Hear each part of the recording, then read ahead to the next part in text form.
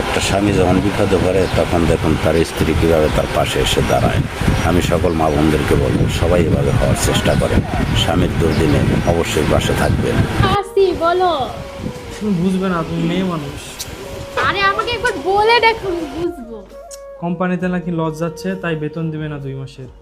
আরে এই ব্যাপার, মাত্র তো 2 মাসে টাকা পাবে না তো কি হয়েছে?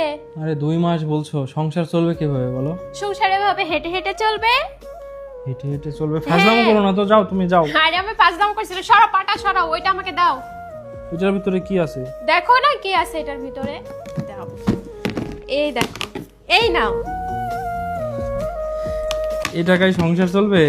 এটাকে বিদ্যুৎ বিল, নেট বিল, বাসা ভাড়া, আচ্ছা। বাজার খরচ। ঠিক আছে তুমি দাঁড়াও, আমি আসছি।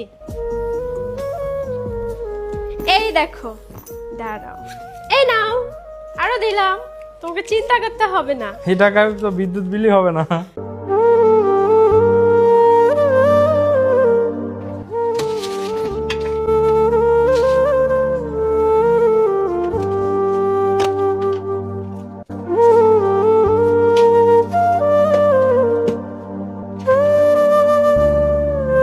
এই নাও, এগুলা হলে তো হবে না? হবে। এখন এগুলা দিয়ে তোমার 2 মাস অনায়াসে পার হয়ে যাবে। এই যে সব সময় তুমি আমাকে বকাবকি করো যে তোমার কাছ থেকে আমি কেন টাকা নিই, টাকা নিয়ে অপচয় করি, আসলে সেই টাকাগুলো আমি অপচয় করি না। আমি জানি যে একমাত্র স্বামীর বিপদের পাশে স্ত্রী ছাড়া আর কাউকে তুমি পাশে পাবে না। আবার মুখ ফুটে যে তোমার বিপদটা তুমি কাউকে বলতেও পারবে না। তোমার ভবিষ্যতের কথা চিন্তা করে আমার এই সঞ্চয়গুলো আমি রেখেছি, যেন তোমার কোনো যখন প্রয়োজন পড়বে আমি এই টাকাগুলো দিতে পারি। এই যে খুব বকাবকি করো, এত কেনাকাটা করার জন্য কেন টাকা নাও, কিন্তু একটাবারও কি দেখেছো কেনাকাটা করার জন্য টাকা নিয়ে আমি কোনো একটা জিনিস কিনেছি বলো? আবার এই যে দেখো, আমার যখন কোনো সমস্যা হয় বা আমার যখন কোনো প্রয়োজন হয় তুমি কিন্তু এগিয়ে আসো।